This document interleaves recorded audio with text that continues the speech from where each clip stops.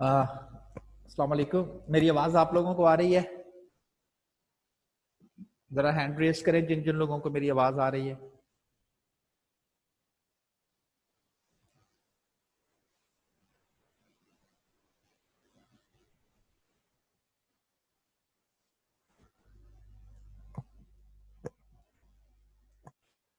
जी, जिनकी वो आवाज आ रही है हैंड रेस करें जरा, पता मुझे आइडिया हो जाए। याबर उमर,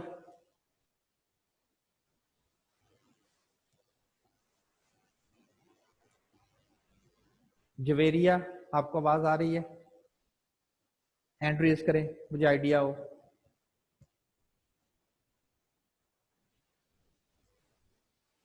जवेरिया का माइक नहीं है।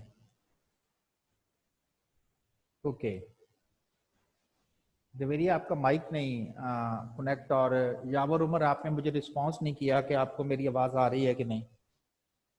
हैंड रेस से आपने रिस्पांस करना है। ओके फाइन, इसका मतलब है कि लोगों को मेरी आवाज आ रही है। ठीक है जी, ओके। अच्छा, आज हमने जैसे कल लास्ट टाइम 2 दिन पहले मैंने आपसे डिस्कस ये किया था कि आप लोगों ने जो जो आपका क्वेश्चन है, जो अभी हमने चैप्टर्स कंप्लीट किए थे, उसके रेलेवेंट आपने कुछ प्रॉब्लम्स हमने जो है वो पूछने थे। ठीक है, जो आई कैप का क्वेश्चन बैंक है। इस वक्त आपके पास जो चैप्टर 11 है, उसका जो फर्स्ट 4 क्वेश्चन है वो आपके पास आ रहे हैं। और अगर आपने इनमें से कोई क्वेश्चन, कोई क्यूरी करनी है तो आप मुझसे क्वेश्चन पूछेंगे, हैंड रेस करेंगे, मैं उसका माइक ऑन कर दूंगा तो वो मुझे फिर क्वेश्चन पूछेगा कि ये जो 11.1, 11.2, 11.3 और 11.4, इसमें अगर उनको किसी क्वेश्चंस की कुछ एक प्रॉपर अंडरस्टैंडिंग नहीं हो रही तो वो मुझसे क्वेश्चन पूछ सकते हैं, तो देन आई विल एक्सप्लेन। इन 4 क्वेश्चन में अगर किसी को कोई प्रॉब्लम है तो वो क्वेश्चन कर सकता है। जी जी, मकान, आप क्वेश्चन पूछे मुझसे। जी सर। जी सर मुझे 11.4 11.4 में आपको प्रॉब्लम है। Okay, method concern with the analysis of a subset of data leading to prediction or inferences about the entire set of data is known as। देखें, हमने स्टैटिस्टिक्स में 2 ब्रांचेस ऑफ स्टैटिस्टिक्स पढ़ी थी। एक हमने पढ़ी थी डिस्क्रिप्टिव स्टैटिस्टिक्स और एक हमने पढ़ी थी इन्फेरेंशियल स्टैटिस्टिक्स। जो हाँ डिस्क्रिप्टिव जी। स्टैटिस्टिक्स थी, उस डिस्क्रिप्टिव स्टैटिस्टिक्स में हमने ये चीज पढ़ी थी कि आपके पास जितने भी डेटा टेक्निक जिनसे आप डेटे को रिस्पॉन्स कर सकते हैं, यानी कि एक्सप्लेन कर सकते हैं कि डेटा सेट किस तरह से है, तो उसको हम कहते थे डिस्क्रिप्टिव। लेकिन ऐसी ऐसी स्टैटिस्टिक्स जिसका जो पर्पस है वो है इन्फर करना। इन्फर करने से मतलब क्या है? नतीजा अखज करना, कुछ रिजल्ट्स को ड्राइव करना। तो ये किस ब्रांच का काम है? ये इन्फेरेंशियल स्टैटिस्टिक्स ब्रांच का काम है। क्योंकि स्टैटिस्टिक्स की हमने 2 ब्रांचेस पढ़ी थी, एक थी डिस्क्रिप्टिव, एक थी इन्फेरेंशियल। डिस्क्रिप्टिव का काम होता है डेटा कलेक्ट करना, डेटे को प्रॉपर वे से प्रेजेंट करना। और इन्फेरेंशियल स्टैटिस्टिक्स का काम क्या होता है? इन्फर करना, नतीजा अखज करना, प्रेडिक्शंस करना, फ्यूचर की बात करना। जैसे आजकल क्या हो रहा है, वो जो वायरस फैला हुआ है उसकी बेस पे, उसकी डेटा की बेस पे आए दिन गवर्नमेंट कहती रहती है कि जी हमारा ख्याल है कि 15 मई तक जो है वो इतने कोरोना पेशेंट हो जाएंगे। किस बेस पर वो कह रहे हैं? जो अभी करंटली उनके पास डेटा है, वो ऐसी तुक्का नहीं लगाते, बकायदा उसका कोई स्टैटिस्टिकल एनालिसिस उन्होंने एक्सपर्ट बैठाए हुए होंगे और उस की बेस पे वो अब फ्यूचर की बात कर रहे हैं ना, प्रिडिक्ट करना, फ्यूचर के लिए प्रिडिक्ट करना, इन्फर करना। तो ये जो काम है, ये जो टेक्निक है, ये इन्फेरेंशियल स्टैटिस्टिक्स की है। तो इसका मतलब है कि इस क्वेश्चन की जो सी ऑप्शन है वो ठीक है। तो आई थिंक सो कि आपको ये आप क्लियर हो गया। हाँ जी। ओके देन सर जी, पॉइंट आप पूछे दोबारा। 11.10। नहीं, ये पहले चूंकि मैं स्लाइड बाय स्लाइड चलूंगा, आपसे मैं कहता जाऊंगा तो आप हैंड रेस करेंगे। क्योंकि इस वक्त स्क्रीन पे पहले 4 क्वेश्चन है, तो इन पहले 4 क्वेश्चन से आपने मुझे डिस्कस करना है and then we will move to the next one. Okay, Omar Abdullah. आपको क्या प्रॉब्लम है इन चारों में से? अब्दुल्ला? अच्छा, ठीक है। तो इसका मतलब है कि अब इन चारों में से आपको एज सच कोई क्वेश्चन या कोई क्यूरी जो है किसी भी स्टूडेंट ने वो नहीं करनी। ओके, नेक्स्ट फ्रॉम 5, 6, 7 एंड 8, ये 4 क्वेश्चन है, और अगर आपको इनमें से कोई इश्यू है, कोई इनमें से कोई प्रॉब्लम है, तो आप पूछ सकते हैं कि जी हमें इनमें से ये क्वेश्चन।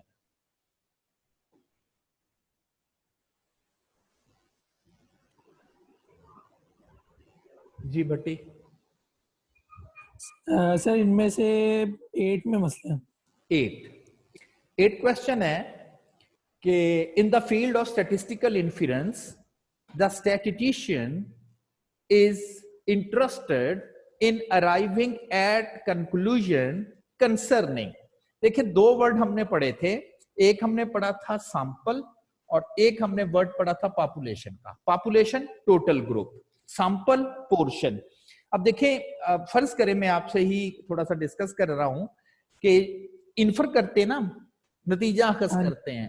अब जो भी आजकल वो टेस्ट मेडिसिन बना रहे हैं कि जी ये वायरस के लिए ये ठीक है, और कराची का भी एक डॉक्टर है वो भी प्लाज्मा टेस्ट के लिए कुछ मेडिसिन बना रहा है, तो क्या उन्होंने जो मेडिसिन बनानी है, उन्होंने उस मेडिसिन को कंक्लूड करना है कि ये मेडिसिन इफेक्टिव है किसी पार्ट के लिए कि तमाम लोगों के लिए? शायद तमाम लोगों के लिए।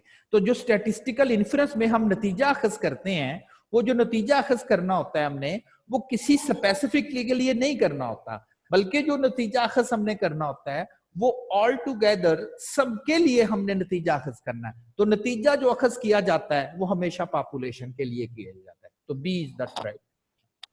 हाँ जी, आपको हाँ जी, जब भी स्टैटिस्टिकल इन्फ्रेंस में रिजल्ट ड्राइव किया जाएगा, नतीजा अखज किया जाएगा, वो जो नतीजा अखज आप लोग करोगे वो रिगार्डिंग द पॉपुलेशन होगा, वो ऑल टुगेदर तमाम पॉपुलेशन के लिए होगा।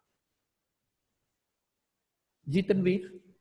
सही है। 11.6 का 11.6 the statistician is primary concerned with के ऑल्दो हमारे पास 2 तरह के डेटा सेट्स होते हैं, क्वांटिटेटिव भी होते हैं, क्वालिटेटिव भी होते हैं, लेकिन हमारी जो स्टैटिस्टिशियंस की कंसर्न होती है, उनकी कोशिश या कंसर्न टेक्निकली ये होती है कि डेटा क्वांटिटेटिव हो, क्वांटिटी में।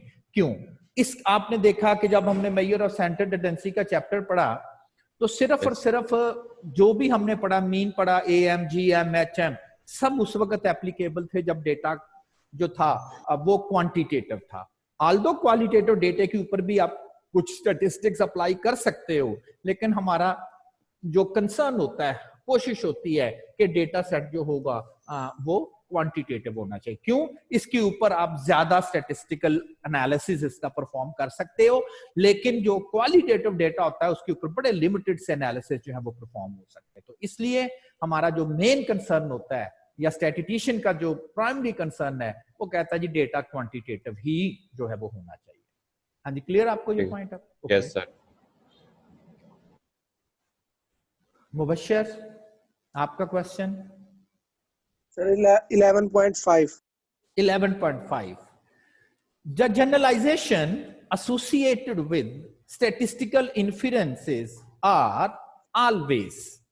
अच्छा, जब आप कोई नतीजा अखज कर लेते हैं, जैसे मैंने अभी थोड़ी देर पहले एग्जांपल दी आपको कि जी कोरोना वायरस की वो जो वैक्सीन जो है वो एक्चुअली डिवाइड करने की कोशिश की जा रही है, तो वो चंद पेशेंट पर उस वैक्सीन को अटेम्प्ट करेंगे, may be 100, may be 200 patient. लेकिन जब उसके रिजल्ट की बेस पे वो रिजल्ट को जनरलाइज ये करेंगे, ले जी ये वैक्सीन प्रिपेयर हो गई है, चूंकि 100 में से 90 पेशेंट ठीक हुए हैं, तो this medicine is 90% effective corona for the corona patient. क्या ये जो 90% इफेक्टिव है ये बिल्कुल सही है? देखें जी, एनालिसिस तो उन्होंने सिर्फ 100 पेशेंट का किया है, इंप्लीमेंट उन्होंने पूरी पॉपुलेशन के लिए करना है, जो पहले पिछला जो था। लेकिन ये जब भी आप कोई नतीजा अखज करेंगे ना, वो 100% सर्टेनिटी के साथ नहीं होगा, ये बात कंफर्म है। लाइक आप एक शॉप पे जाते हो, फल पड़े हुए हैं, फल वाला कहता है जी फल ले ले, बड़े मीठे हैं। आप फल टेस्ट करते हो, दैट इज सैंपल, और आप कहते हो हाँ यार तुम्हारे फल ठीक है, दे दो 2 किलो 3 किलो, तो ये सर्टेनिटी नहीं है आपको, क्योंकि टेस्ट तो आपने चंद वैल्यूज की है ना, उसका एक सैंपल किया है। तो इसलिए जब भी जनरलाइजेशन की जाएगी, ये बात क्लियर है, जनरलाइजेशन अबाउट पॉपुलेशन होगी, लेकिन वो आप ये नहीं कह सकते कि जो भी हम नतीजा अखज कर रहे हैं वो 100% जो है वो ट्रू ही होगा। तो there is always uncertainty in the generalization. I think so आपका क्वेश्चन रिस्पॉन्स हो गया। Yes sir. जी जवेरी आपका क्वेश्चन। सर 11.7 बता दें। हाँ बस एक ही रह गया था, वो भी बता देते हैं। The totality of observation which is statistician is concern, total observations किसे कहते हैं? टोटलिटी ऑफ ऑब्जर्वेशंस, डेटे को तो नहीं कहते। टोटल ऑब्जर्वेशंस किसे कहते हैं? That is population. ठीक, तो ये जो पॉपुलेशन है ये है टोटलिटी ऑफ ऑब्जर्वेशन। पॉपुलेशन की डेफिनेशन पढ़े ना, क्या है टोटलिटी ऑफ। हमारा अगेन वही कंसर्न क्या होता है, हमारा मेन कंसर्न ये होता है कि हमने जो भी काम करना है रिगार्डिंग द पॉपुलेशन, जो भी रिजल्ट ड्राइव करने हैं रिगार्डिंग द पॉपुलेशन ड्राइव करने हैं, डेटा ऑल्दो हमने सैंपल से लेना है, लेकिन जो ओवरऑल रिजल्ट आपने ड्राइव करने होते हैं वो हमेशा पॉपुलेशन के लिए आपने ड्राइव करने होते हैं। दैट्स व्हाई सी ऑप्शन, ये भी सी है, ये भी सी है, ये बी ऑप्शन है और ये भी बी ऑप्शन है। आई थिंक आपका क्वेश्चन रिस्पॉन्स हो गया होगा। Yes sir, thank you. Arsalan आपका क्वेश्चन। सर मेरा क्वेश्चन तो नहीं था सर, मैंने यही कहना था कि स्टूडेंट सर सभी क्वेश्चन के बारे में कह रहे हैं, तो आप सर मतलब सभी रीड आउट कर दें सर, इनसे बार बार पूछने की बजाय सर। अच्छा चलें, कुछ चलें ठीक है, मैं कर देता हूँ। Thank you sir.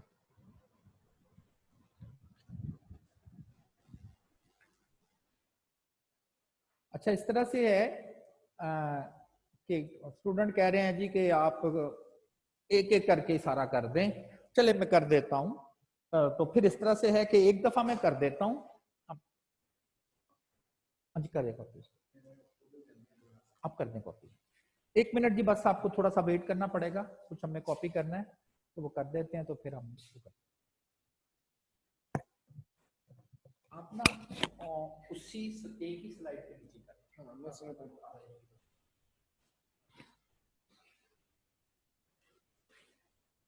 उधर सर बड़ी सिस्टम ऑन हुआ, सिर्फ 4 मिनट लगे। इधर तो बड़ा मुश्किल हो रहा था ना काम करने में। क्यों, क्या मसला है सर? इधर एक तो छोटा कर देता, उधर हमने ना सेटिंग की हुई है इसकी, और ये कुछ रेजोल्यूशंस का इस्तेमाल होने की वजह से ना वो ऊपर से भी मसला आ रहा है। वो आपने कॉपी ऑप्शन ऊपर राइट में आ गया।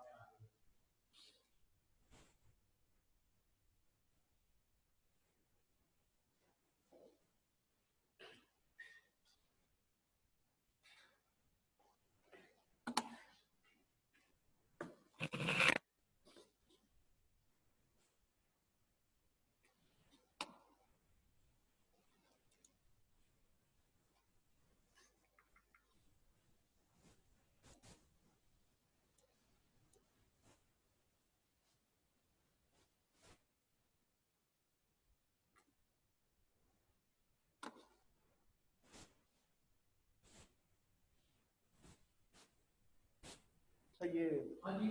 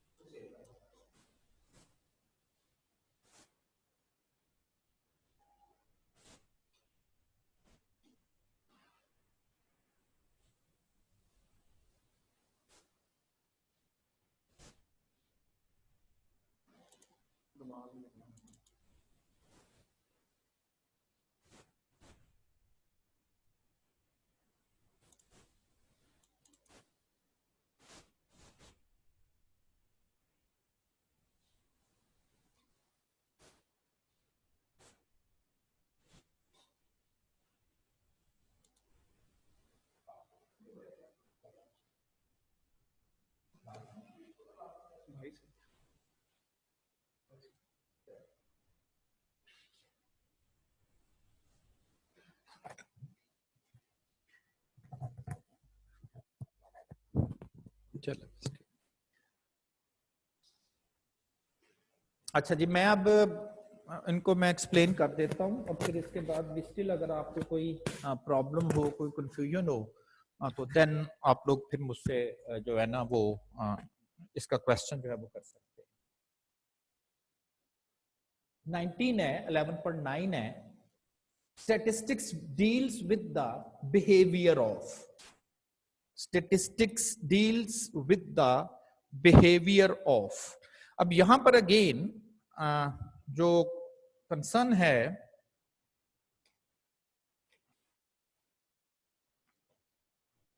वो फिर वही आ जाता है कि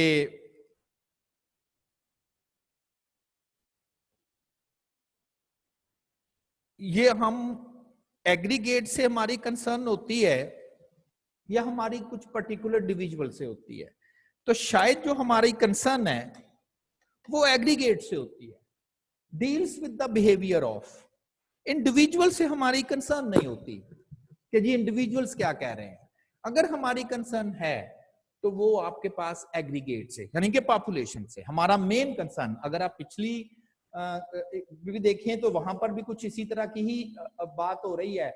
The statisticians is the phase of incident arriving conclusion concerning population, total, aggregates। तो कभी भी हमारी कंसर्न इंडिविजुअल्स पे नहीं होती, हमारी होती है ओवरऑल जनरल रिजल्ट हमारे पास जो है वो क्या है, तो एग्रीगेट्स। 10 है, a discrete variable is that which can assume only integral values, only fractional values, whole number as well as fraction। तो डिस्क्रीट जो होता है वो तो फ्रैक्शन ले ही नहीं सकता, whole number as well as fraction ये नहीं हो सकती। ओनली फ्रैक्शनल वैल्यू नहीं, फ्रैक्शन वैल्यू तो वो ले ही नहीं सकता। अब ये रह गया integral values, integers. Integral values mean integers 2, 4, 8, बस यही वैल्यू, होल नंबर ही वैल्यू ले सकता है, इंटीग्रल वैल्यू ले सकता है। तो that's why A option. A continuous variable is that which can assume only the integer, कि जी इसका आंसर होल नंबर ही हो सकता है, भाई ये तो नहीं है। Only fractional, क्यों भाई होल नंबर क्यों नहीं आ सकता? तो ये ठीक है। क्यों? कंटिन्यूस वेरिएबल में अगर आप किसी की हाइट की बात करें तो क्या किसी की हाइट 5 फुट एग्जैक्टली नहीं हो सकती? तो 5 फुट तो हो सकती है। तो फिर 5.1 फुट भी हो सकती है, 5.2 फुट भी होती है। तो इसलिए हम कहते हैं कि ये सारी की सारी वैल्यूज जो हैं वो इस तरह से आप इसको कैलकुलेट कर सकते हैं। 11.12 है, raw data, unprocessed data, originally corrected data. हमने डेटा की दो टाइप्स पढ़ी थी, primary data, secondary data. Secondary data ऐसा डेटा जिसके ऊपर कोई स्टैटिस्टिकल टेक्निक, कोई प्रोसीजर जो है वो ऑलरेडी अडॉप्ट किया जा चुका हो, सेकेंडरी डेटा। प्राइमरी डेटा जिसके ऊपर कोई भी ऐसा जो है वो प्रोसीजर अभी अडॉप्ट ना किया गया हो, फ्रेशली जो है वो हमने कैलकुलेट किया हुआ हो, तो उसे हम रॉ डेटा बोल देते हैं, अनप्रोसेस्ड डेटा बोल देते हैं, ओरिजिनली डेटा तो वो प्राइमरी डेटा कहलाता है। सेकेंडरी डेटा क्या होता है? डेटा ऑलरेडी कलेक्ट हो चुका है, हमने उसके कई टेबल्स वगैरह बना के उसको एक प्रॉपर फॉर्मेट में हमने रख दिया और फिर किसी जगह, जैसे अगर ये पॉपुलेशन सेंसस हुआ था तो पॉपुलेशन सेंसस जब डेटा इकट्ठा किया जा रहा था मर्दमशुमारी का, तो वो प्राइमरी डेटा इकट्ठा किया जा रहा था। फिर ये डेटा ऑफिस में लगाया गया, उनको फिर प्रॉपर वे से टेबल बनाए गए और देन जो पॉपुलेशन सेंसस डिपार्टमेंट है उन्होंने फिर डेटे को पब्लिश किया कि जी इतने पाकिस्तान में इस एज के लोग हैं, इतने इस एज के लोग हैं, इस एज। तो उन्होंने डेटे को पहले अरेंज किया ना, कोई स्टैटिस्टिकल टूल लगाए, हमने भी फ्रीक्वेंसी टेबल पढ़ा है।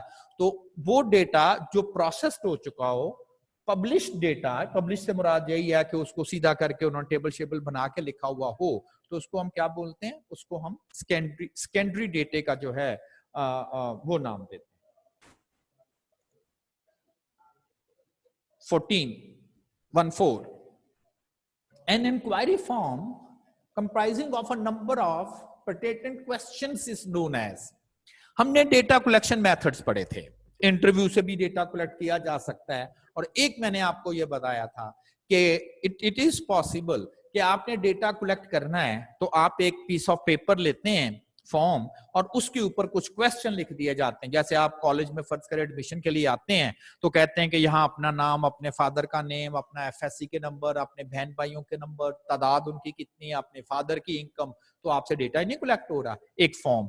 तो उस फॉर्म जिसमें कोई ऐसा डेटा जिसपे आपको कंसर्न हो, अब देखें आप कह जी इंक्वायरी फॉर्म कह दें, कुछ चीजें टेक्निकल नेम से होती हैं, उसको इंक्वायरी फॉर्म नहीं बोला जाता, उसे हम क्वेश्चनियर बोलते हैं। तो ऐसा कोई भी फॉर्म जिसमें कुछ क्वेश्चंस हो और जिसका कंसर्न जो है क्वेश्चंस जिसका कंसर्न ये है कि कुछ डेटा आपसे कलेक्ट करना रिक्वायर है, इंटरव्यू नहीं आपका किया जा रहा बल्कि आपको एक फॉर्म पकड़ाया जा रहा है और कहा जा रहा है कि आपने वो डेटा सेट जो है वो आपने प्रेजेंट करना है, तो देन हम उसको कह देते हैं कि ये क्वेश्चनियर है। 1.5 the arrangement of data according to magnitude of data is known as, arrangement of data according to magnitude of data is known as tabulation. देखिए जब आपने डेटे के मैग्नीट्यूड्स के अकॉर्डिंगली उसको अरेंज किया ऐसे करके, ये डेटे का मैग्नीट्यूड था ना आपके पास, तो हम कहते हैं कि हमने डेटा अरेंज किया लेकिन हमारे पास डेटे का मैग्नीट्यूड अवेलेबल था और उसके अकॉर्डिंगली हमने टेबल बनाया, तो इसको हम टेबुलेशन कहते हैं। लेकिन जरा 1.6 में देखें, the process of arranging data in groups or according to their resemblance is known as, जब हम ये भी टेबल बनाया था लेकिन हमारे पास डेटे का कोई मैग्नीट्यूड तो नहीं था, याद है ना कि क्वालिटेटिव डेटे का हमने टेबल बनाया था। अब यहां डेटे में जो मैग्नीट्यूड नहीं है जिसके अकॉर्डिंगली हमने उनकी क्लासेस वगैरह अरेंज करके बनाई हैं, बल्कि इस वक्त हमारे पास जो है रिजेम्बलेंस, यानी कि जो एक तरह के मेल मेल होंगे वो हम यहां लिख देंगे, जो फीमेल फीमेल होंगी उनको हम यहां से लिख देंगे। तो इस वक्त जो क्लासिफिकेशन की गई है या जो क्लासेस बनाई गई हैं वो डेटे के मैग्नीट्यूड को देखते हुए नहीं बनाई बल्कि हमने उनकी रिजेम्बलेंस की बेस पे जो है वो बनाई है, इसको हम क्लासिफिकेशन बोलते हैं। ठीक है ना, टेक्निकल वर्ड्स है। क्लासेस जनरली दोनों को क्लासेस कहते हैं, लेकिन अगर वो मैग्नीट्यूड के अकॉर्डिंगली की जाए तो टेबुलेशन, और अगर वो रिजेम्बलेंस की बेस पे की जाए तो हम उन्हें कह देते हैं कि ये क्लासिफिकेशन है। अच्छा जी, अब नेक्स्ट वन है the purpose of classification and tabulation is to present data, यानी कि टेबुलेशन की हमने या हमने क्लासिफिकेशन की। अब बताएं कि हमने कंसर्न ये है कि क्यों की है, ऐसा क्यों किया है। तो हमने अपना पहला चैप्टर याद करें जिसमें हमने कहा था कि आपको डेटा कलेक्ट करना कंसर्न नहीं होता बल्कि डेटा इस तरह से प्रेजेंट करना कंसर्न है कि जो समझने वाला है, देखने वाला है, उसको फौरन समझ आ जाए कि जी डेटे में क्या क्या इंफॉर्मेशंस अवेलेबल हैं। तो इसके अकॉर्डिंगली कि जो पर्पस होता है क्लासिफिकेशन करना डेटे की या टेबुलेशन करना, वो इसलिए होता है कि वैसे तो हमें ये बड़ा मुश्किल नजर आता है कि जी कितने इसमें मेल है कितने फीमेल है, कुछ इस तरह से, लेकिन अगर ये टेबल बना हुआ हो यानी कि उसकी क्लासिफिकेशन हो चुकी हो तो हमारे लिए बड़ा आसान होता है कि कोई वैल्यू जो है वो हमारे पास जो है वो कितनी आ रही है।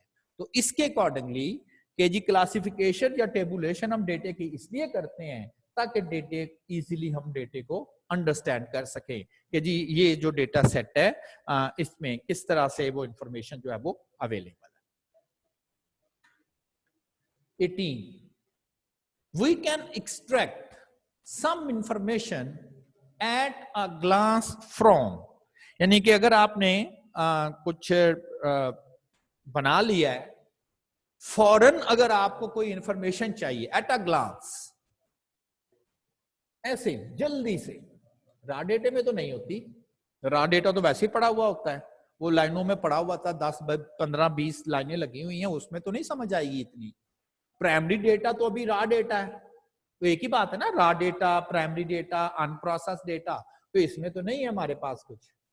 क्या फ्रीक्वेंसी डिस्ट्रीब्यूशन जो हमने बनाई होती है जिसमें हमने ग्रुप्स बनाए हुए हैं, आगे उसकी फ्रीक्वेंसी लिखी हुई है, तो क्या आप फौरन ही वहां से इंफॉर्मेशन गेस कर लेते एट अ ग्लांस? तो फ्रीक्वेंसी, क्यों? हम फौरन वहां से इंफॉर्मेशन हमें पता चलती है, अच्छा जी 10 वैल्यू इस ग्रुप में है, 15 वैल्यू इस ग्रुप में है, 14 वैल्यू इस ग्रुप में, तो फौरन हम एट अ ग्लांस फौरन हम रीड कर लेते हैं। लेकिन ये जो इंफॉर्मेशन है वो हम रॉ डेटा या प्राइमरी डेटा से एज सच हम रीड नहीं कर सकते।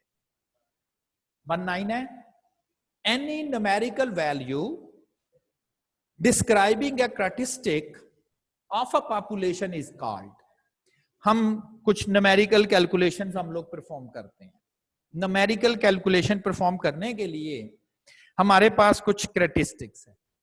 अगर तो वो सैंपल डेटा से किए जाएं तो उनको हम स्टैटिस्टिक बोलते हैं, लेकिन अगर वो पॉपुलेशन डेटा यूज करके किए जाएं तो उन्हें हम पैरामीटर का नाम देते हैं।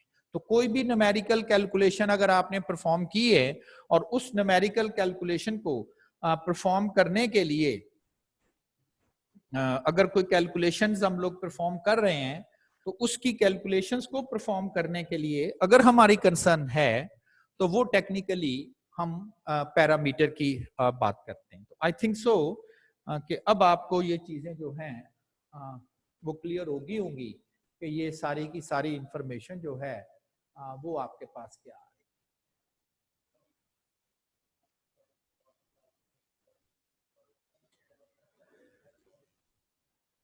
एक मिनट जी बस में।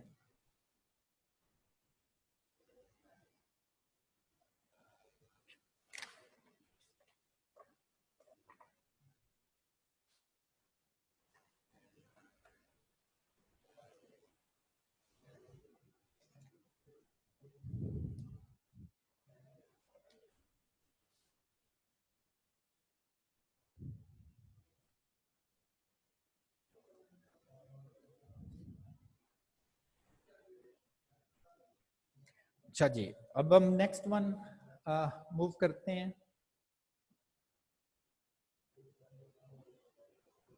12.1 है, any numerical value describing a characteristic of a sample। कोई भी न्यूमेरिकल कैलकुलेशन करें जिसका कंसर्न हो, जिसने डिस्क्राइब करना हो सैंपल डेटा से, तो वो स्टैटिस्टिक। जिसका कंसर्न हो कि उसने सैंपल डेटा से डिस्क्राइब करना है तो देन वो स्टैटिस्टिक्स। तो स्टैटिस्टिक्स जो है वो कोई भी numerical calculation concern with population की बजाय सैंपल डेटा। पॉपुलेशन का हो तो पैरामीटर, सैंपल डेटा का कैरेक्टरिस्टिक कंसर्न हो तो statistic. The value of statistic is used to estimate the। अब देखें, बात मैंने पॉपुलेशन की करनी थी लेकिन मैंने वहां से सैंपल ले लिया है। अंदाजा लगाने के लिए कि जो पॉपुलेशन की कैलकुलेशन होगी वो कितनी हो सकती है, अंदाजा लगाने के लिए। आप भी अंदाजा नहीं लगाते सैंपल से पॉपुलेशन के गारंटी। तो हम क्या करते हैं कि जो हम स्टैटिस्टिक की वैल्यू कैलकुलेट करते हैं वो एक्चुअली हम यूज करते हैं to estimate the population parameter. Population parameter को एज एन एस्टिमेट यूज किया जाता है। फर्ज करें इस पॉपुलेशन का मीन मालूम करना था, याद है ना, इसको म्यू से लिखते हैं। हम कहते हैं ये तो बहुत बड़ी है तो क्या करें, चंद सैंपल वैल्यूज ले लें, तो ये इसका एस्टिमेट कहलाएगा, गेस वैल्यू कहलाएगी। तो हम स्टैटिस्टिक को इसलिए कैलकुलेट करते हैं to make some educated guess about the population parameter। अगली जो 3 एग्जांपल्स हैं ये basically properties of arithmetic mean के बराबर है। If each observation is decrease by 2 the mean of a set of data is decrease by 2। Simple is that. जो change हर value में आनी है वही मीन में आनी है। If each observation is increase by 5 the mean will also increase by 5। If each observation is multiplied by 5, the mean is increased by 5 times। Multiply का मतलब होता है 5 times। तो जो चेंज एक्चुअली डेटा में आनी होती है एग्जैक्टली वही चेंज जो है वो उसके मीन में रिफ्लेक्ट हो जाती है और हम कह सकते हैं कि इसकी वैल्यूज हम लोग डिटरमिन करते हैं। Similarly, if each observation is divided by 10, the mean of a new data set is decreased by 10 times, increased by 10 times, increase तो नहीं हो सकता, अनचेंज भी नहीं हो सकता, तो फर्क तो पड़ना है क्या ना, डिक्रीज बाय 10 टाइम्स। जब आप इस तरह से लिखते हैं ना तो x कितना इंक्रीज हुआ, 10 टाइम्स इंक्रीज हुआ, और अगर आप डिवाइड कर देते तो आप कहते हो चीज डिक्रीज हो गई है। लाइक 10 है, इसको अगर आप 2 से मल्टीप्लाई करेंगे तो आप कहेंगे 2 टाइम्स इंक्रीज हो गया 10। लेकिन अगर आप इसको डिवाइड करते हो तो हम कहेंगे 10 जो है वो 2 टाइम्स क्या हो गया, डिक्रीज हुआ है, तो decrease by 10 times. This is the true answer. The middle most value of arranged data set is known as central value. याद है ना, मीन सेंटर में नहीं होता, कौन सेंटर में होता है, the middle most value in arranged data, that is the median value. As a result of a recent nuclear bomb explosion, we can expect that prices of all commodities will go up.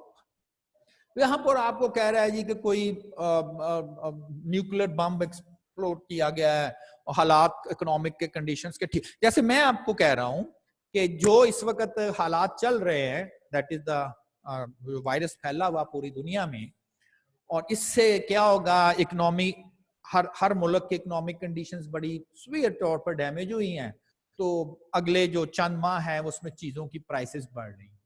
अब इसमें आपको मैं एक guess के तौर पे एक conclusion कर रहा हूं, कंक्लूड चीजें कर रहा हूं, कोई इंफॉर्मेशन इसमें कोई न्यूमेरिकली कोई चीज नहीं बता रहा, मैं आपको एक चीज कंक्लूड कर रहा हूं कि जी अब ये हुआ है तो होपफुली इसकी वजह से ये ऐसा होगा।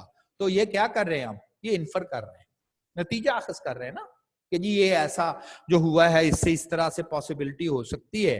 तो ये जो स्टेटमेंट है ये इन्फरेंशियल स्टेटमेंट है। 12.9 है, at least 10% of firing incidents reported by the police were fictitious, जाली होते हैं। वो कहते हैं जी पुलिस वाले कहते हैं जी फलां जगह फायरिंग हुई, फलां जगह फायरिंग हुई, तो उन्होंने नोट किया तो पता चला जी कम से कम 10% जो फायरिंग इंसिडेंट होते हैं जो पुलिस वाले रिपोर्ट करते हैं, reported by the police were fictitious, कि वो होते नहीं है, बस ऐसे लोग कहें जी फायरिंग हो गई, ये हो गया। अब ये जो स्टेटमेंट है इसकी बेस पे कोई नतीजा नहीं अखज़ किया जा रहा, बल्कि आपको बताया जा रहा है कि 10% जो फायरिंग के इंसिडेंट्स होते हैं वो फिक्टिशियस होते हैं। तो ये आपको एक चीज डिस्क्राइब की जा रही है, तो ये डिस्क्रिप्टिव स्टैटिस्टिक्स। इसमें देखें कोई चीज आपको इन्फर कर रहे हैं ना आप कि जी इसकी वजह से ये चीज होगी, नतीजा अखज़ कर रहे हैं, इन्फर कर रहे हैं, तो हम इसे कहेंगे ये इन्फरेंशियल स्टैटिस्टिक्स है। और यहां पर आप कोई चीज इन्फर नहीं कर रहे, उससे कोई नतीजा अखज़ नहीं कर रहे, बल्कि आप बता रहे हो जी 10% जो केसेस होते हैं वो जाली होते हैं, तो ये एक डिस्क्रिप्टिव स्टैटिस्टिक्स है।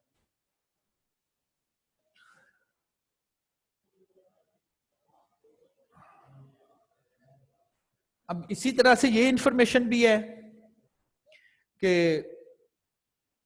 तो कोई यहां पर the survey of the consumer indicates that who received the particular type of drug at a local clinic 60% later developed the side effects।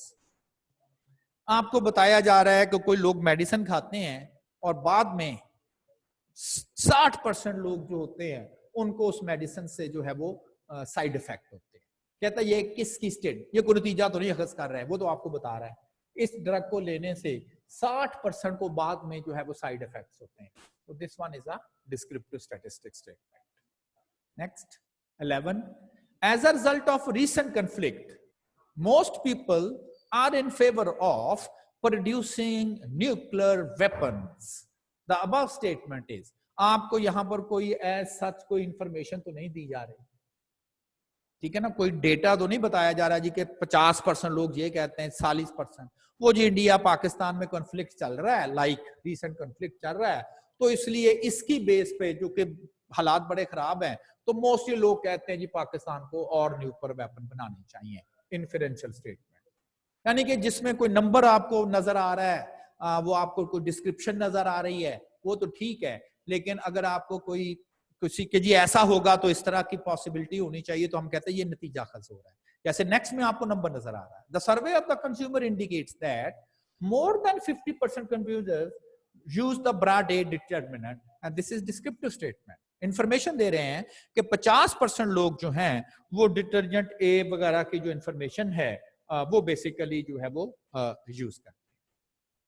1.3 the unit of measurement of the coefficient of variation, that is CV, और याद करें CV एक relative measure है, of the speed of balls bowled by a bowler is, कहता जी अगर कोई bowling कर रहा है तो उसकी जो स्पीड है, स्पीड के यूनिट नहीं पूछ रहा बल्कि आपको वो CV के यूनिट पूछ रहा है। अगर स्पीड का डेटा लिया जाए तो डेटा जिसका मर्जी हो, जब वफर CV कह दिया, CV एक रिलेटिव मेजर है, अगर एक रिलेटिव मेजर है तो फिर उसके यूनिट्स क्या होंगे, फीट पर सेकंड होंगे, यार्ड्स पर सेकंड होंगे, ना तो वो फीट पर सेकंड होंगे ना ही वो यार्ड पर सेकंड होंगे। ठीक, ये दोनों भी नहीं हो सकते, ना तो ये हो सकता है ना ये हो सकता है, both as well as B कहता ये भी ठीक है ये भी ठीक है, नहीं वो तो कोई भी ठीक, तो एक ही बचा फिर।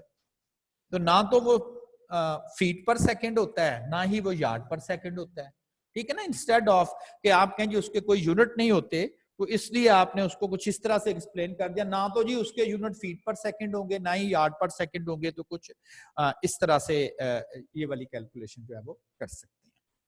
अच्छा जी, जो नेक्स्ट वन है, next one, a family travels 500 kilometer each day for 3 days. The family average 80 kilometers per hour for the first, 93 kilometers per hour for the second, 87 kilometers per hour for the third. Average speed आपने calculate करनी है। ये देखें वो speed है, be careful, दो information हमारे पास हैं, स्पीड का डेटा सेट है, स्पीड होती है आपके पास डिस्टेंस ओवर टाइम, और इसमें अगर आपने नोट करना है कि क्या चीज इसमें वेरी कर रही है, देखें उसमें a family travels 500 kilometre each day, distance हर दिन का सेम है, डिस्टेंस जो है वो हर दिन का सेम है, और अगर डिस्टेंस सेम रहे तो फिर स्पीड थी डिस्टेंस ओवर टाइम, और डिस्टेंस जो है वो कांस्टेंट है, ट्रेवलिंग फॉर ईच डे जो है वो कांस्टेंट है। और अब आपने एवरेज स्पीड अगर कैलकुलेट करनी है तो अरिथमेटिक मीन नहीं, कौन सा, हार्मोनिक मीन।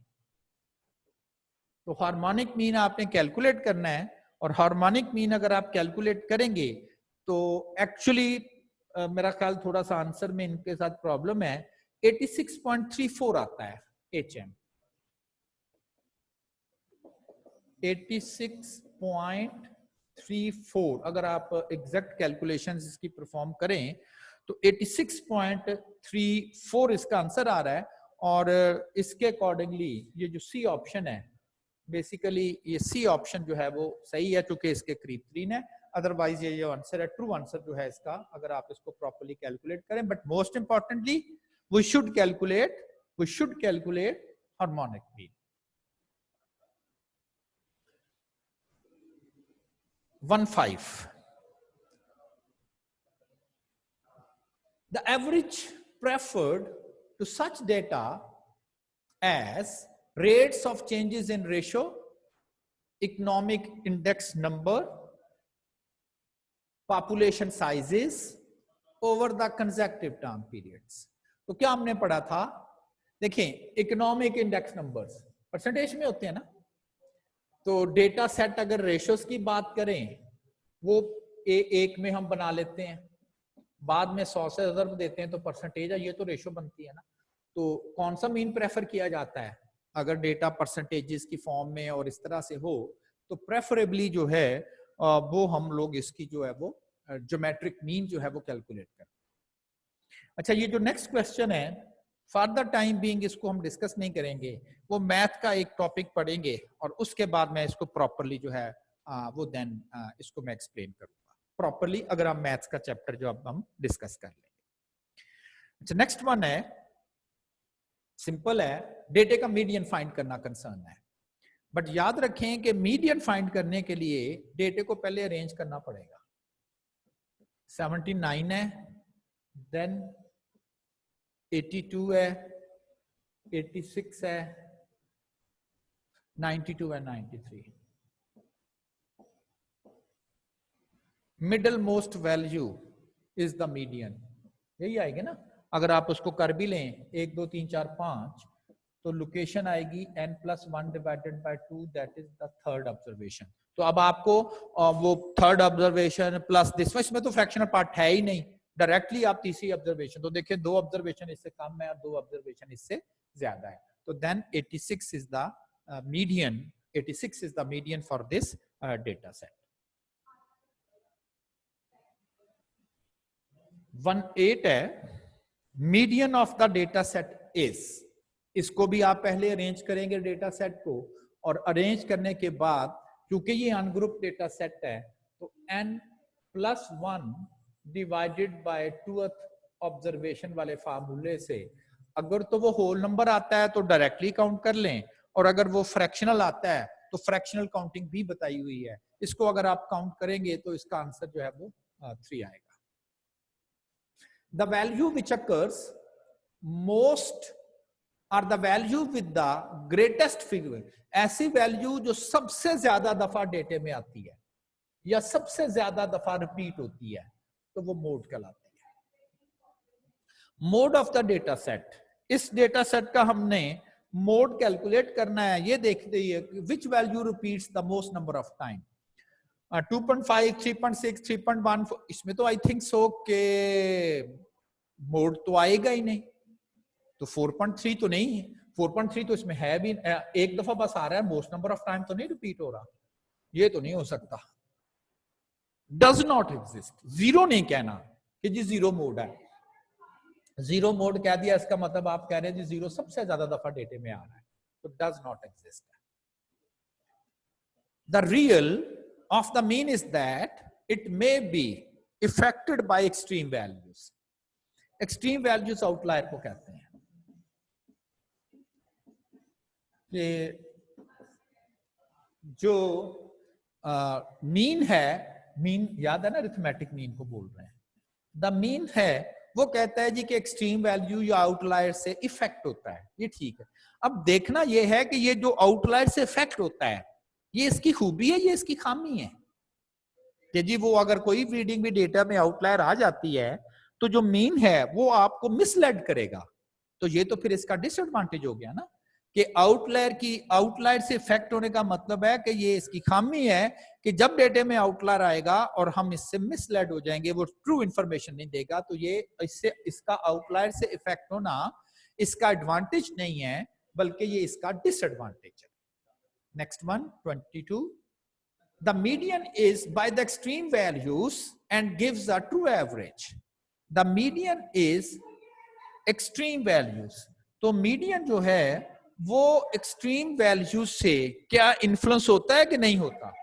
अगर डेटा में एक्सट्रीम वैल्यूज आ जाती हैं तो जो मीडियन है वो एक्सट्रीम वैल्यूज से इन्फ्लुएंस नहीं होता। उसकी रीजन ये है ना कि फर्ज करें आपके पास एक डेटा सेट है कुछ इस तरह से, और आप अगर मीडियन फाइंड करते हैं तो ये आपके पास मीडियन है, लेकिन अगर डेटा में कोई आउटलायर वैल्यू भी आ जाए, अब मीडियन क्या है, तो मीडियन की सेहत पर तो कोई फर्क नहीं पड़ा, अब भी 3 है, 3 इज स्टिल द सेंटर, तो नॉट इन्फ्लुएंस्ड, तो median is not influenced by the extreme values.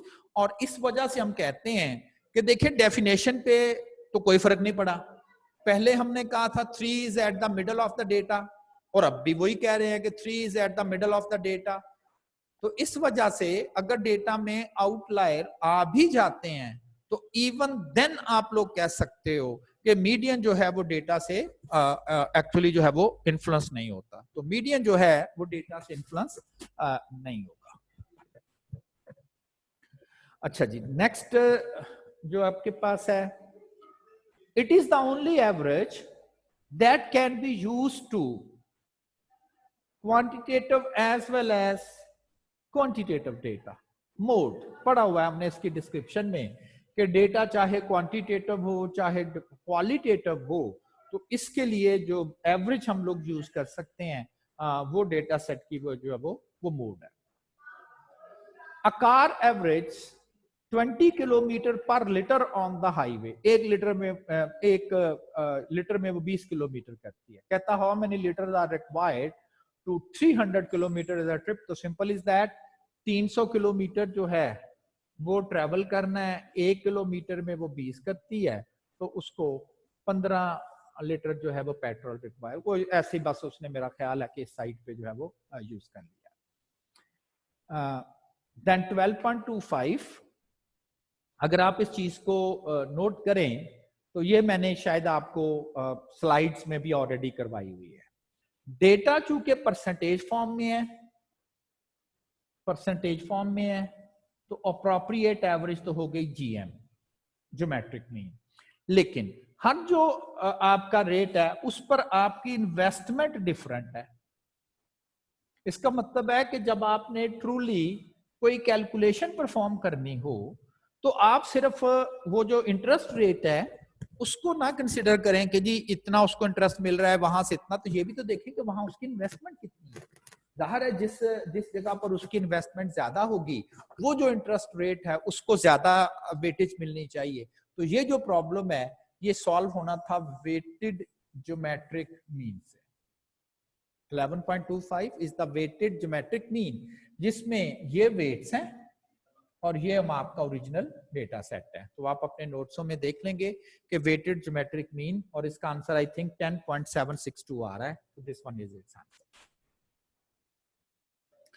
What is the average of a student who received grade 85, 76 and 82 on 3 mid tests and 79 on the final, if the final examination counts 3 times? Final examination counts 3 times as much as of the 3 tests. तो ये weighted arithmetic mean का problem है, क्योंकि उसमें final की जो weightage है आप 3 कर दें, मिड टेस्ट की वेटेज 1 कर दें, तो ये आपके पास W बन जाएगा, और ये ग्रेड्स हैं तो वेटेड ज्योमेट्रिक मीन से आप इसकी कैलकुलेशन जो है वो परफॉर्म कर लेंगे। तो आई थिंक सो कि आपका आंसर जो है वो आ जाएगा। ये कंबाइंड मीन, इस तरह का भी प्रॉब्लम हमने अपने नोट्सों में किया हुआ है कि जी आपको एवरेजेस दी गई हैं और एवरेजेस से आपको दोबारा एवरेजेस बनानी है, तो ये फार्मूला यूज करते हुए हर क्लास का टोटल कैलकुलेट कर लें। जब हर क्लास का टोटल आ जाए तो फिर सबको ऐड कर लीजिएगा, तो वो क्लासेस का कंप्लीट टोटल आ जाएगा, एंड देन उसकी आप कैलकुलेशंस परफॉर्म करेंगे। 2.8 है, the sum of deviation from mean is always 0, first property of mean पड़ी हुई है। If x minus 7 is equal to 0, कहता मीन क्या होगा। अब इस डेटे को देख के तो आप कुछ भी मीन बता सकते हैं। हाँ, ये इंफॉर्मेशन जरूर है कि ये डेविएशन है, डेविएशन का सम 0 आ जाएगा। अभी पढ़कर आए हैं डेविएशन का सम सिर्फ उस वक्त 0 आता है अगर डेविएशन मीन से ली गई हो, तो इसका मतलब है कि इसका मीन फिर 7 होगा। The sum of square deviation from mean is always minimum, देखिए यहां तो कहीं नहीं लिखा हुआ, नहीं 0 तो नहीं हो सकती, लेस देन 0 भी नेगेटिव तो नहीं हो सकती, लेस देन मीन कोई कंसर्न नहीं है, तो फिर मेरा ख्याल यही नहीं ठीक, मोर देन 0 यानी कि पॉजिटिव ना, 0 से बड़ी पॉजिटिव। तो sum of square deviation of observation from mean is always positive, that is more than 0। 3.1 है, the average daily sale and the related standard deviation of Ali, Ataf, Ahmed and Azim in thousands of rupees, उनकी average दी गई है और उनकी standard deviation दी गई है। कहता है द मोस्ट इनकंसिस्टेंट,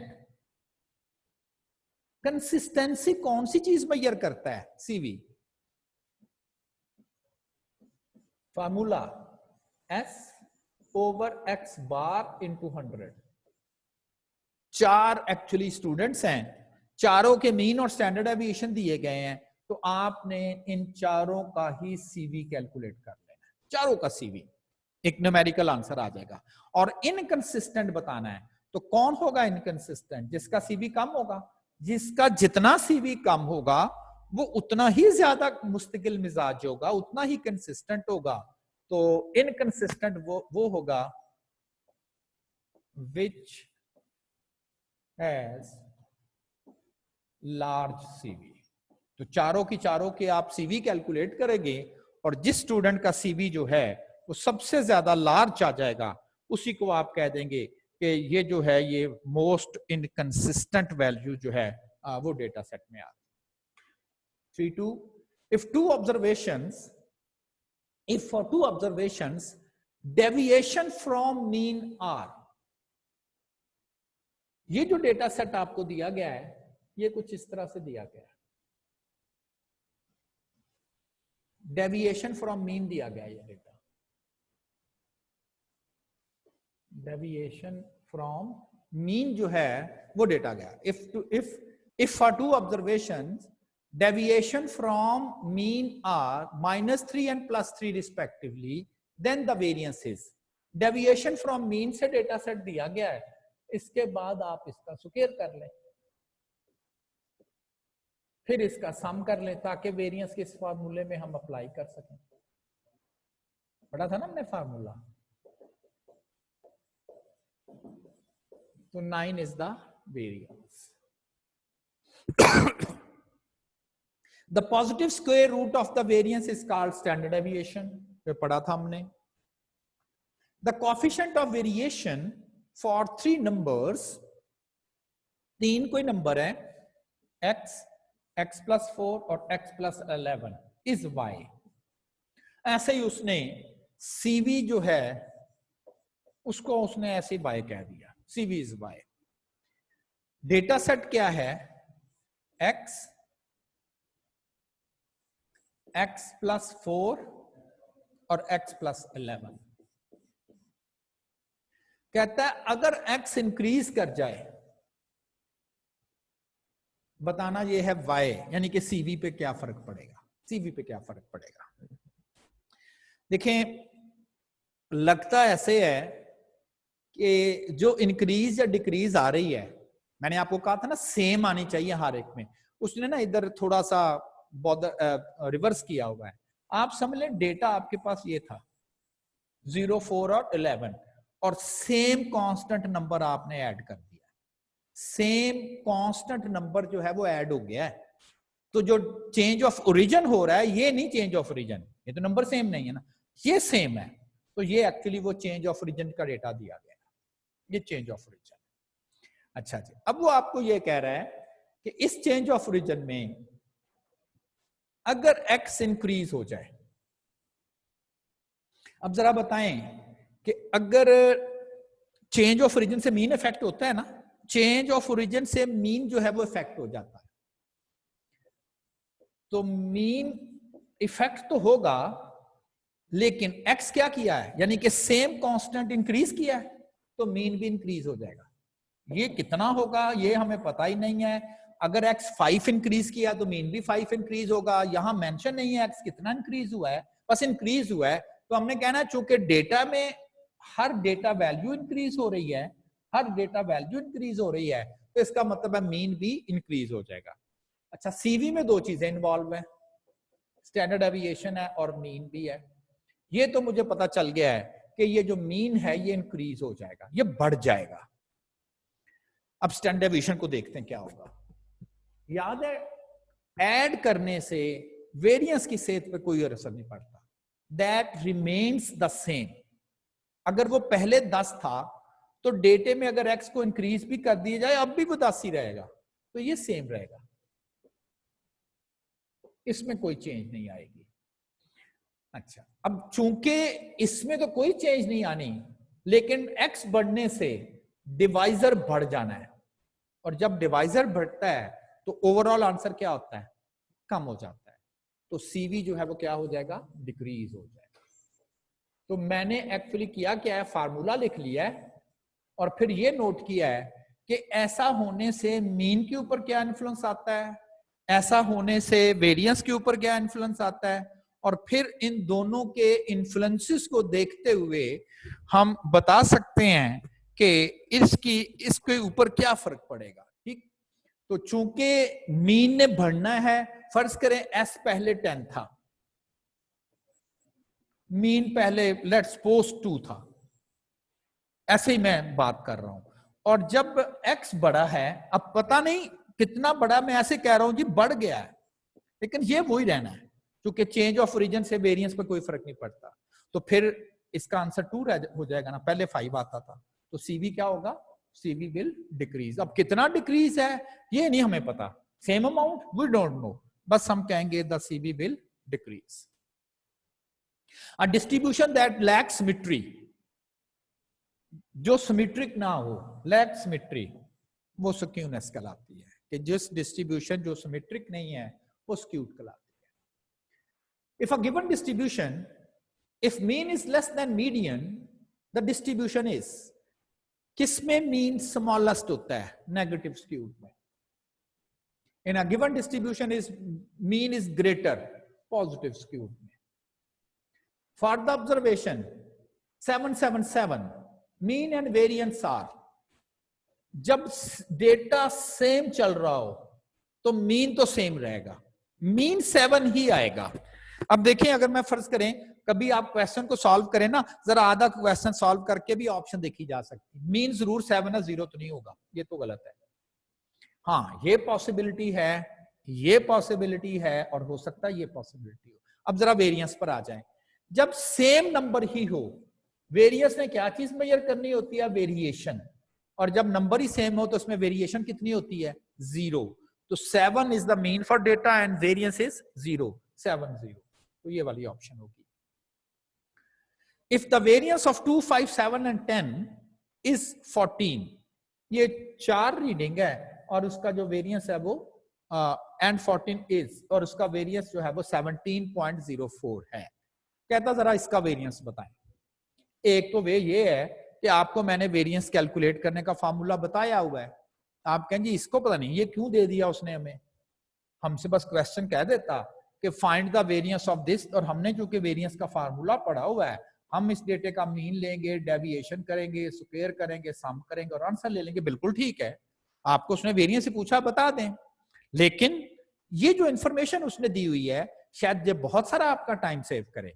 जरा नोट तो करें कि ये जो 2 है ये 5 हुआ है, ये जो 5 है ये 8 हो गया है, और जो 7 है वो 10 हो गया है, और जो 14 है वो 17 हो गया है। क्या हो रहा है, 3 इसमें ऐड हो रहा है, ऐसा ही है ना, 2 में 3 ऐड हुआ, 5 में 3 ऐड हुआ, 7 में 3 ऐड हुआ, 10 में 3 ऐड हुआ, 13।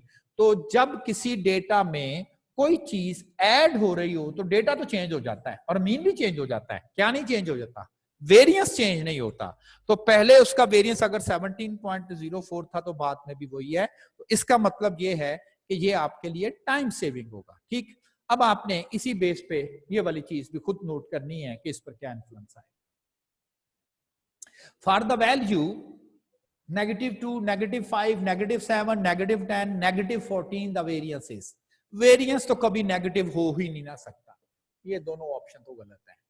हो सकता है इसका वेरिएंस ये आ जाए, तो आप इसको कैलकुलेट करेंगे। नेगेटिव वैल्यूज में वेरिएशन आ रही है, कोई कंसर्न नहीं है, जब स्क्वायर उसने हो जाना है तो जाहिर है कि उसका वेरिएंस पॉजिटिव। अब पता नहीं 17 आता है कि नहीं आता, तो चेक कर लीजिएगा, आई थिंक सो कि इसका यही आंसर आएगा, तो आप इसका वेरिएंस कैलकुलेट कर सकते हैं। If the variance of a given data set is 81, variance is 81, कहता स्टैंडर्ड डेविएशन फाइंड करें, स्क्वायर रूट ऑफ 81। रूटीन में तो हम यही लिखते हैं, रूटीन जो चलती है, लेकिन हमें पता है स्टैंडर्ड डेविएशन वेरिएशन का मेजर है, तो वेरिएशन तो कभी भी नेगेटिव नहीं होती है ना, होती नेगेटिव। तो वेरिएशन चूंकि कभी नेगेटिव नहीं होती, वेरिएशन का मेजर कभी नेगेटिव नहीं हो सकता, तो that's why +9। Which of the following is likely to produce a bell-shaped curve? कि जी कौन सा ऐसा डेटा है अगर आप उस डेटे का ग्राफ ड्रॉ करें तो कहता जी कुछ इस तरह से होगा। अच्छा, ये जो पाकिस्तान में लोग हैं, इससे मुराद ये होती है जितने ओल्डर पीपल हैं और उतने ही के यंग इन्फेंट्स भी हैं। ऐसे डाटा बढ़ता है ना, इधर लार्ज वैल्यूज होती हैं एजेस की, इधर स्मॉल। तो पाकिस्तान में तो ऐसा नहीं है कि आप, पाकिस्तान में बूढ़े लोग कम है ना, पाकिस्तान की एवरेज एज कम है। Income of people of Pakistan, जितने के लोग अमीर हैं उतने ही लो इनकम वाले भी हैं, ऐसा तो नहीं है। हाँ ये ठीक है। आप जरा अपनी क्लास में नजर दौड़ा के देख लें, जनरल पॉपुलेशन में जाएं, आपको एक्स्ट्रा ऑर्डिनरी लार्ज हाइट के लोग पॉपुलेशन में कम मिलेंगे और एक्स्ट्रा ऑर्डिनरी स्मॉल हाइट के लोग भी कम मिलेंगे, यानी कि ऑलमोस्ट एक ही पैटर्न है। तो वेट में कह लें, इवन कहा जाता है कि आप वेट देख लें, हाइट देख लें, पाकिस्तान में नहीं, कहीं पर भी देखें, ये नहीं कह रहा पाकिस्तान में, वो कहीं पर भी कह रहा है कि जी क्लास के जो स्टूडेंट्स हैं आप जरा नजर दौड़ा के देखें तो आपको एक्स्ट्रा ऑर्डिनरी लार्ज कम लोग नजर आएंगे, एक्स्ट्रा ऑर्डिनरी स्मॉल कम लोग नजर आएंगे। मोस्टली लोग जो होंगे वो एक सुटेबल हाइट में होंगे। तो height of a student is class is likely to produce the bell shape data. अब ये वो एम्पिरिकल रूल आ गया, चूंकि यहां मेंशन है बेल शेप, 1s इंटरवल दिया हुआ है तो 68% वैल्यू, 2s इंटरवल हो तो 95% वैल्यू। बेल शेप है ना, एम्पिरिकल रूल लग रहा है, 2s इंटरवल लग रहा है, और तीसरा भी दिया हुआ होगा और उसमें 99.73% वैल्यूज। 5-1 है।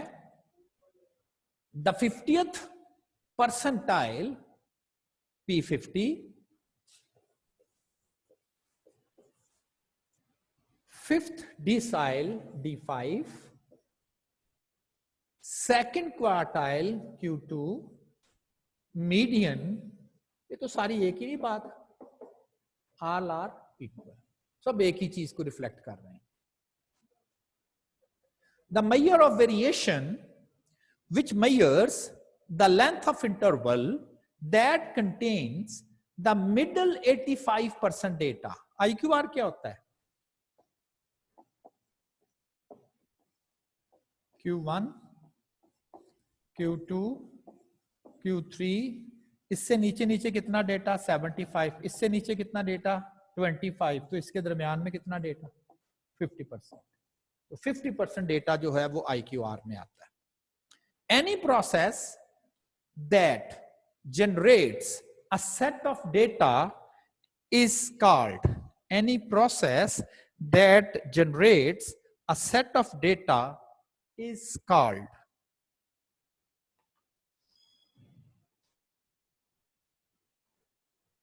जी क्या बोलेंगे इसके? एनी प्रोसेस जनरेट, डेटा जो जनरेट होता है, that generates the set of data, ताकि हम इसके ऊपर कोई एनालिसिस कर सके, तो हम इसे कहते हैं अ स्टैटिस्टिकल एक्सपेरिमेंट।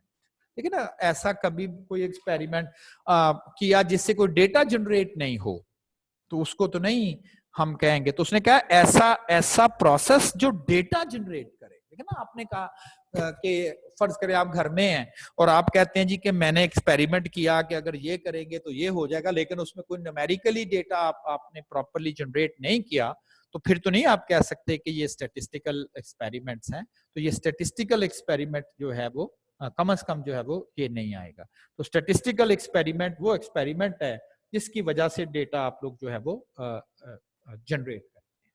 ठीक है जी, तो आई थिंक सो कि ये अब आपके और है कि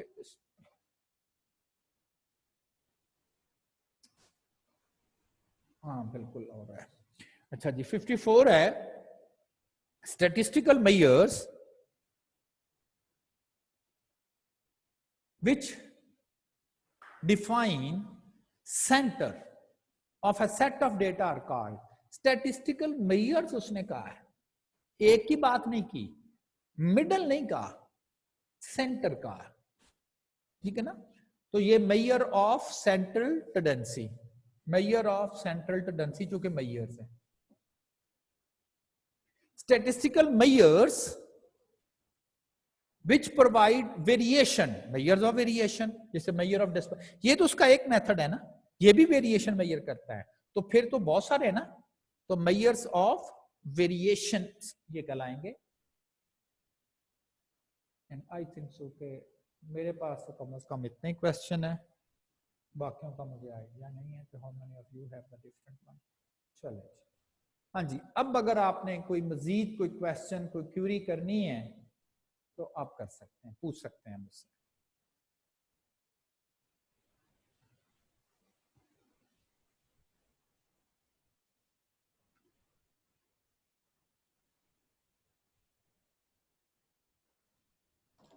जी तनवीर। सर आई थिंक आपने एक स्लाइड मिस कर दी थी, 39 के बाद आप 45 पे आ गए सीधा। वो मेरा ख्याल है कि उन्होंने 49 देन 50 51 2 3 नहीं 39 के बाद सर 45 पे आ गए आप। 39 40 वो जिन्होंने मुझे ये स्लाइड्स बना के दिए ना महल, उधर से कोई मिस हो गई है। चले देख लीजिएगा, अगर उसमें कोई क्वेरी है तो पूछ लीजिए। वो जिन्होंने मुझे बना के दी ना महल, उनसे एक स्लाइड मिस हो गई। हाँ ये 5 4 4 एक स्लाइड मिस हो गई, 49 है एंड 10 एक स्लाइड मिस हो गई। चले आप देख लीजिएगा। अच्छा, अब ये जो यहाँ तक हमारा एक कंप्लीट हो गया है, और मैं 1 मिनट मैं जरा डिस्कस करूं कि आपके टेस्ट को हम कैसे कंडक्ट कर सकते हैं।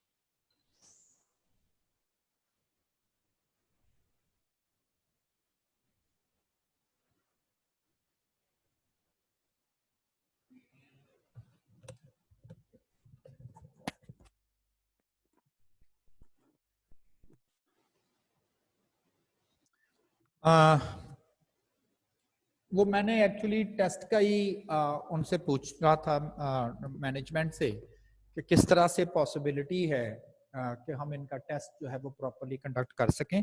तो जैसे ही हमारा डिसाइड होता है तो फिर देखते हैं कि किस तरह से आपका प्रॉपर्ली टेस्ट जो है वो कंडक्ट किया जा सकता है।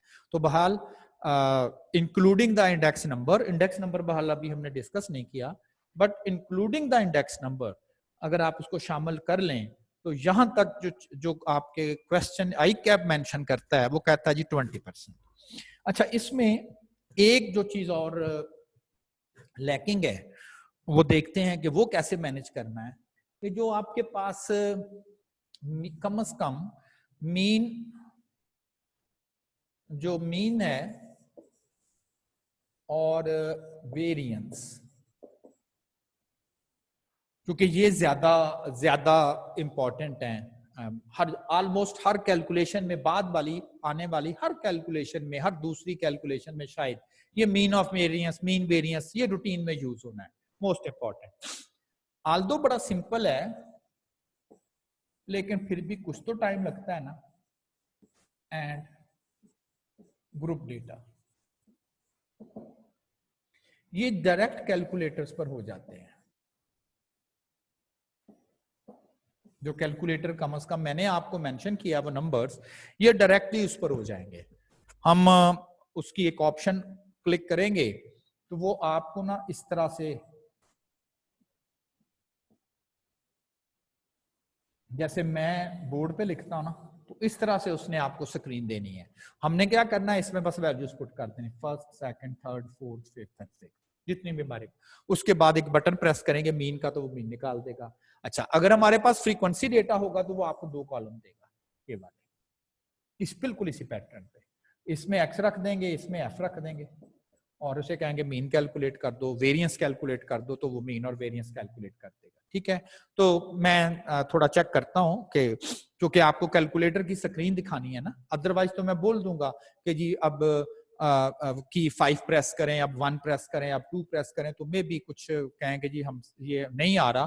तो मैं चाहूंगा कि साथ साथ मैं करूं तो आपको नजर भी आए कि कैलकुलेटर पे हम किस तरह से इसको जो है वो परफॉर्म कर रहे हैं, ताकि आपको ये चीज क्लियर हो जाए। ठीक है ना, तो ये मैं चेक करता हूँ कैमरा लगा के हम किस तरह से इसको प्रॉपर्ली जो है वो मैनेज कर सकते हैं।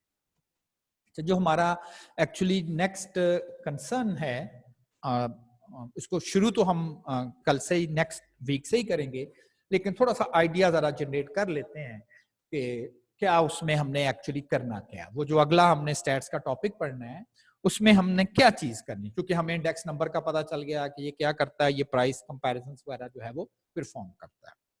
अच्छा, फर्ज करें कि एक सर्कुलर प्लॉट है, गोल शक्ल का सर्कुलर शेप का प्लॉट है, और इस प्लॉट में कोई हमें घास वगैरह जो है वो लगानी है, बिल्कुल गोल राउंड शेप ग्राफ है, और इसमें हमें जो है वो एक ग्रास वगैरह जो है वो लगानी है। और क्वेश्चन आप या पूछा ये जा रहा है कि जी हाँ जी बताएं जरा कैलकुलेट करके कि इसमें अंदर टोटल कितनी ग्रास रिक्वायर होगी, या ये कुछ सर्कुलर जगह है उसके ऊपर हमने कोई ईंटें वगैरह लगानी है, कोई पत्थर वगैरह लगाने हैं, तो आपको कह दे जरा जरा कैलकुलेट करके बताओ जी कितना पत्थर लेकर आए, कितने स्क्वायर मीटर पत्थर लेकर आए।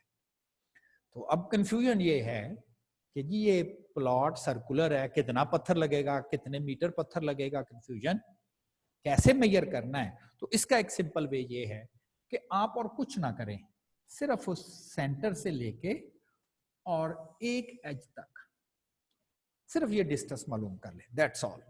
सारा ही पता चल जाएगा कि इस पूरे प्लॉट में टोटल कितने स्क्वायर मीटर पत्थर लगेगा। याद है कि ये सर्कल अगर हो तो इस डिस्टेंस को क्या कहते हैं, that is the radius R. आप कहेंगे इससे क्या होगा, हमने तो ये सारा मेजर करना था, ये वाला सारा, ये सारा मेजर करना था, तो क्या ये पॉसिबिलिटी है कि मेजर तो हमने ये सारा कुछ करना और आप कह रहे हैं सिर्फ इतना कुछ ही बस मेजर कर, दैट्स एनफ। तो बिल्कुल ये एनफ है, इसलिए कि ये जो चीज मैंने शेड में कर दी है, एक्चुअली ये क्या चीज है, ये एरिया है। एरिया कहलाता है ना, सर्कल का एरिया कहलाएगा आप, और ये क्या कहलाता है, दैट इज द रेडियस। तो आप कहेंगे ये कैसे पॉसिबल है कि मालूम तो हमने सर्कल का एरिया करना है, लेकिन इंफॉर्मेशन जो आपके पास अवेलेबल है वो रेडियस की है। वो सिर्फ इसलिए पॉसिबल हुआ है कि इन दोनों के दरमियान, यानी कि रेडियस और एरिया के दरमियान एक वेल एस्टेब्लिश नोन रिलेशन है, रिलेशन, ताल्लुक। अगर इनमें रिलेशन ना होता तो ये कैसे पॉसिबल था कि मालूम तो आपने एरिया करना है और कह दिया जी आर मालूम कर ले, ये मालूम हो जाएगा। कोई ताल्लुक होगा तो मालूम होगा, वरना तो नहीं हो सकता ना, ठीक है ना। अच्छा, ये जो रिलेशन है ये वेल एस्टेब्लिश्ड है, जैसे कह लेना ये प्रूफ हो चुका है, यूनिवर्सली ये ट्रू रिलेशन है। तो रिलेशन ये है that is pi, it is not a product बल्कि 22/7 और are square.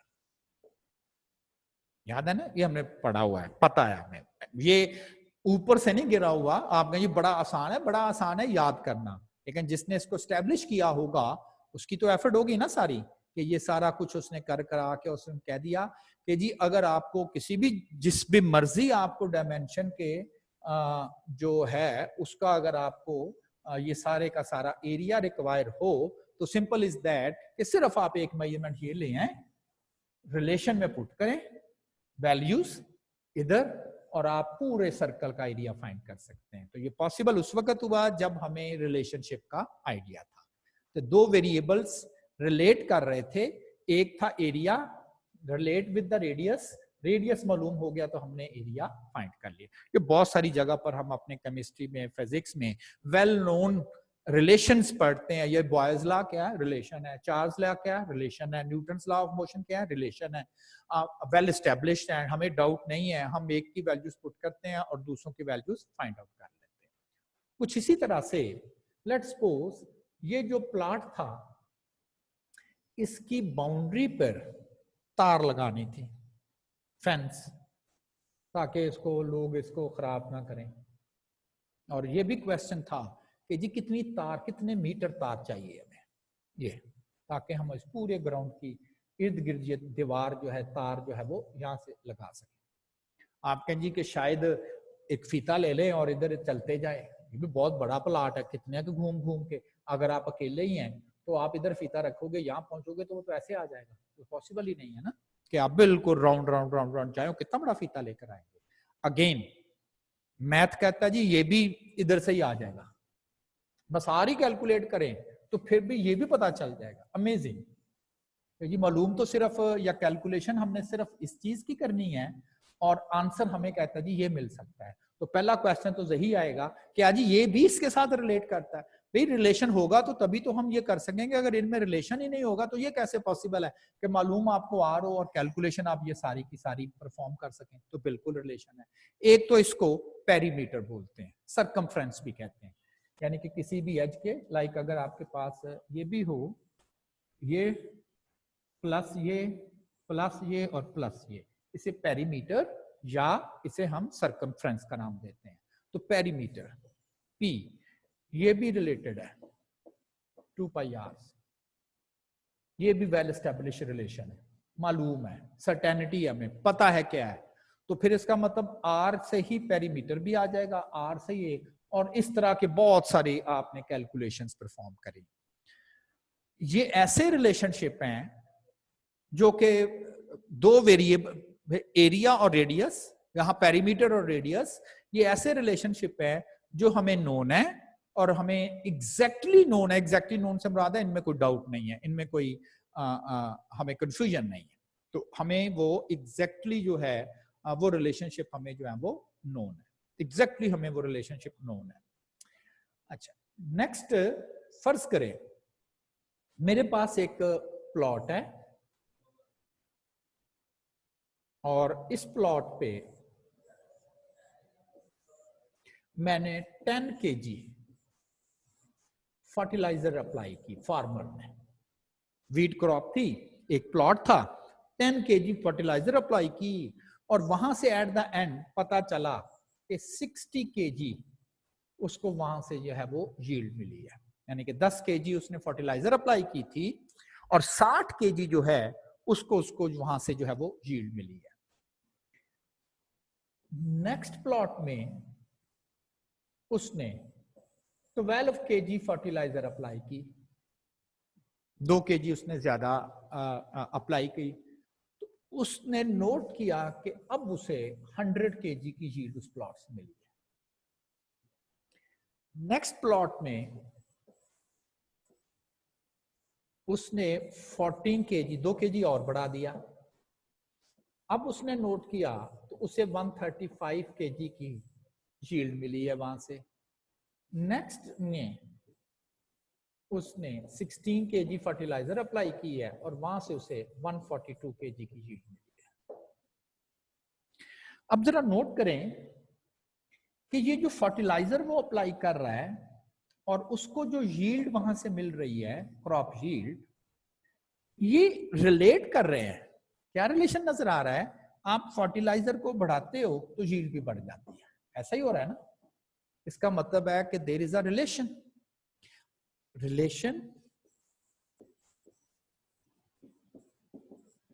Between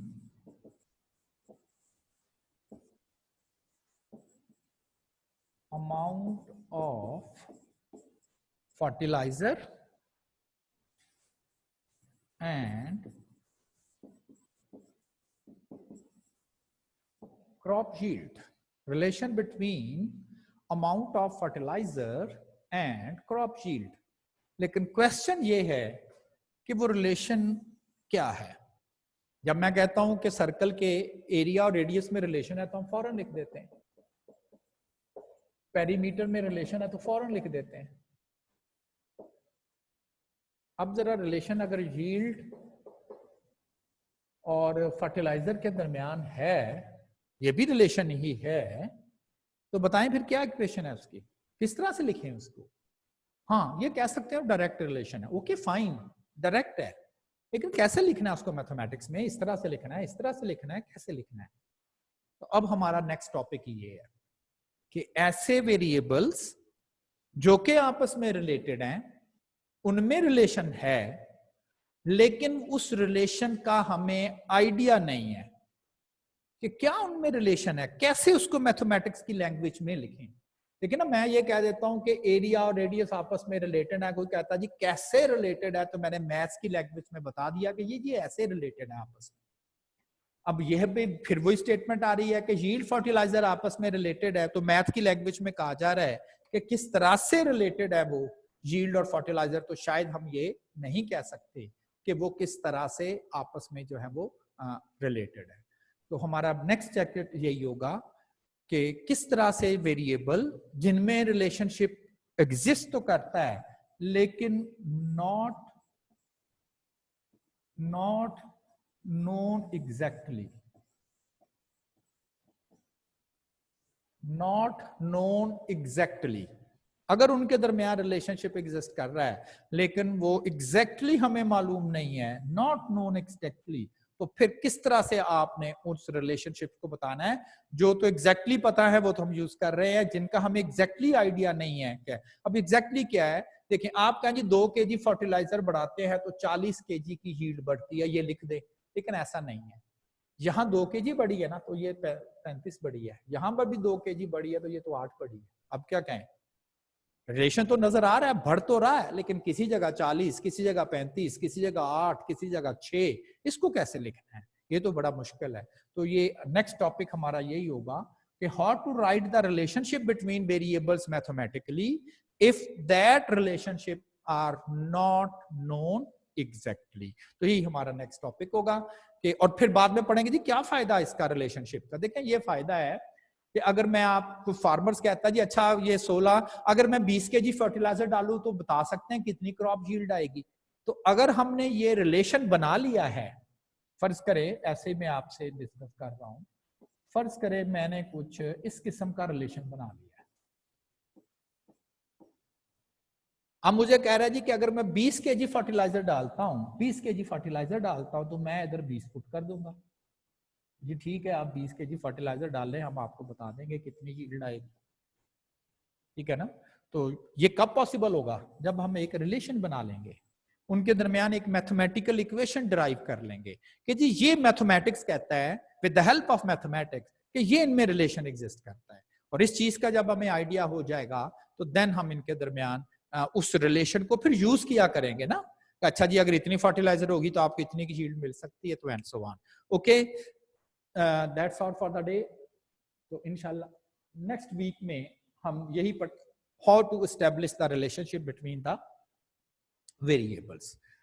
Okay ji, fine, take care of you and your family. Allah Hafiz.